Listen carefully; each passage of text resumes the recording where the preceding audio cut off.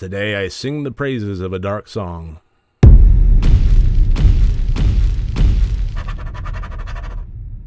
Hello and welcome to Rotted Review of the Day, and today I am taking a look at the 2016 movie from Ireland, A Dark Song.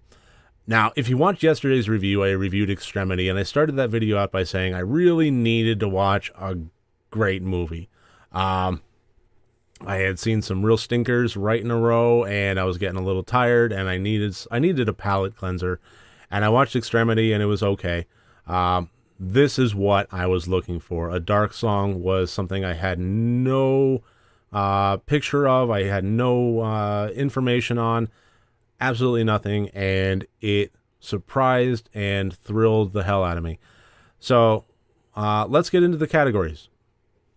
As always, 4 different categories, each one worth up to 25 points for a total possible score of 100 points. And the plot of this one followed principally just 2 characters.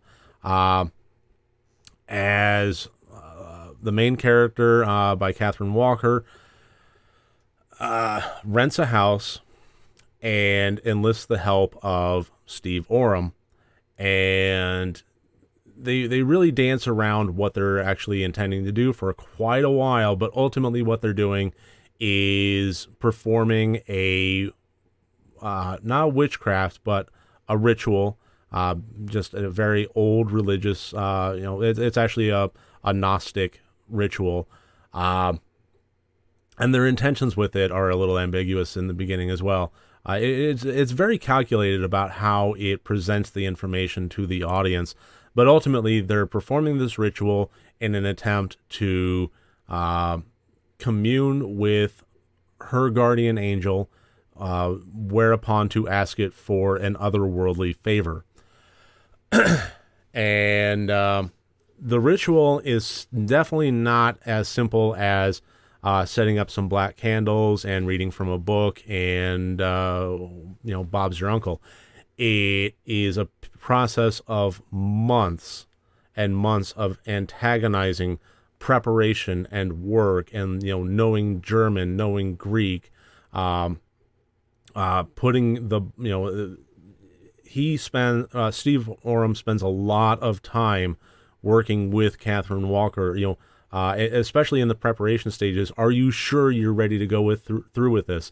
This is going to take your mind and your body to the brink. That's the point of it, is to take your body and your mind to the brink. So we're going to need, 7 months worth of food, and we're going to need, once we lock ourselves in, that's it. Not even for emergencies, not even for mortal emergencies do we leave the house.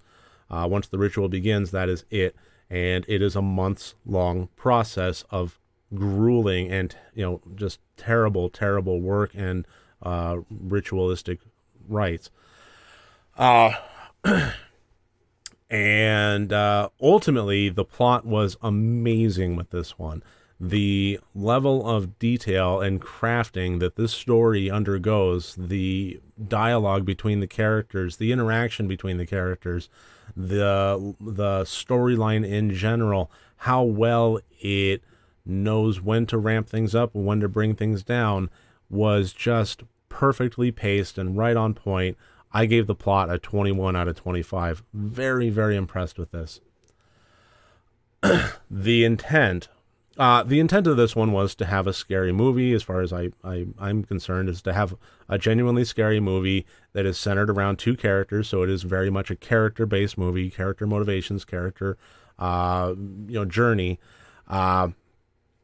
and to also bring to the table this level of detail of this Gnostic ritual. And on all counts, it succeeded wonderfully. So it was scary. It was fascinating. It was absolutely interesting. I was riveted to the screen every moment of it. And the one that brought scares to the table, it was very unrelenting about it. And a lot of them, it wasn't, obscene blood and gore effects. It was very much mental scares. There was one portion where you literally don't see anything, just the character talking to an antagonist, and some of the lines that were delivered there gave me goosebumps. Just real good shivers of fear there. Just overall extraordinarily well crafted in everything it was intending to do. I gave the intent 23 out of 25 points. Now, this movie would have completely fallen apart if it had not been for the amazing acting by the two principal leads of Steve Oram and Catherine Walker. When you have a movie that is so isolated with only two characters interacting with one another, it is absolutely critical that the performances not only be good, but the written dialogue be good, and the camera work be good. As far as you really need. It's a multi-tiered, multifaceted, multi-person effort to bring that level of chemistry onto the screen, and that doesn't mean that they get along. They certainly don't. It's honestly rare that they get along, or completely see eye to eye. But the level of chemistry that they had on screen was electric. It was amazing. Everything that they brought to the table, and they brought it all. Both of the performances just laid themselves bare right on the table, and acted their hearts out, and just gave one hell of a performance for the entire movie. Super impressed on every level with both of them. 23 out of 25 points. Loved the acting, loved the characters, even if they weren't lovable, which oftentimes both of them were in their own way, but many times they absolutely weren't. But I loved them regardless throughout. And the technical. Now, I have been mentioning some really fantastic parts of this movie. I have not yet really mentioned the best part of this movie, and that is the technical. The detail of this was phenomenal. Not only did you really need strong characters, but they had to be doing stuff, and that level of doing stuff had to be sold to the audience, and it was massively sold to me. The rites and the rituals that they underwent. They had 20 days to shoot this movie. And the level of detail was phenomenal. Just with the ritual itself, with the patterns that were, drawn on the floor. They could have easily had just a circle, or maybe a circle with a few squiggly lines of the circle. But the level of detail of the drawings that were on the floor was just mind-blowing. And the level of intricacy in the instructions that Steve Oram was giving Catherine Walker it made it believable. Like, really, really believable. And, it wasn't like flipping on a light switch at all, where, hey, we've performed the ritual and now things are starting to happen. It was a very slow, methodical progression, to the point where you spent a good portion of the movie unconvinced with any level of real certainty that things were actually happening. There were portions of the first and even second act where you were not fully on board with the idea that Steve Oram wasn't simply a huckster and taking her money, and maybe playing some tricks on her.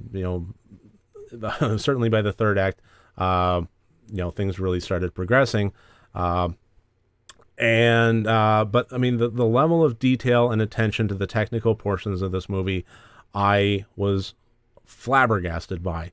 And I'm not going to do a deep dive, because honestly, there's not a whole lot I really want to discuss as far as the spoilery elements of this. I honestly think you should just watch it. And if you are wanting to have a deep dive, if you're wanting to have that level of engagement and conversation about it, leave me comments below, and maybe I'll kick one out. But without getting into spoiler territory, I am not going to reveal whether or not Catherine gets to talk to her guardian angel, or even sees her guardian angel. I will say that we as the audience are treated to seeing the angel. Not going to say whether it was real, dream sequence, whether it was her, whether it was him. I'm not going to say anything about it other than on the screen, we do see an angel. And this was, without a doubt, for me, the absolute most awe-inspiring, awesome in the true sense of the dictionary word, as in full of awe. AWE to the extreme. This was the most awesome depiction of an angel I have ever seen put to screen. Movie, TV show, doesn't matter. I have never seen an angel like this where I had to pause the movie and I had to go back and I had to rewind it and I had to watch that again. And I have since done that 4 or 5 times after having watched this movie, where I was just flabbergasted, dumbfounded by what was put to screen. The technical portions of this movie, by all accounts, were perfect. 25 out of 25 points. I have no complaints whatsoever about any technical level of detail with this movie at all. And that brings us to a total of 92 out of 100 points. I insist that people watch this movie. I don't just recommend it. This was phenomenal and amazing and is an absolute must-watch for any horror fan, for any movie fan. Honestly, even if you don't like horror, well, why are you watching this channel? But regardless, even if you don't like horror, this was absolutely worth watching. And the horrific elements of it, watch through your fingers if you have to. It's not throughout the entire thing. It's not a gore fest from start to finish. And it's just a genuinely compelling character movie. I don't have a whole lot more to add. Honestly, at this point, I would just be getting repetitious, which I may have done already. So I will leave it alone and just say thank you for joining me. And I look forward to seeing you tomorrow. Next time you want to watch a horror movie, first make sure that it's good and rotted.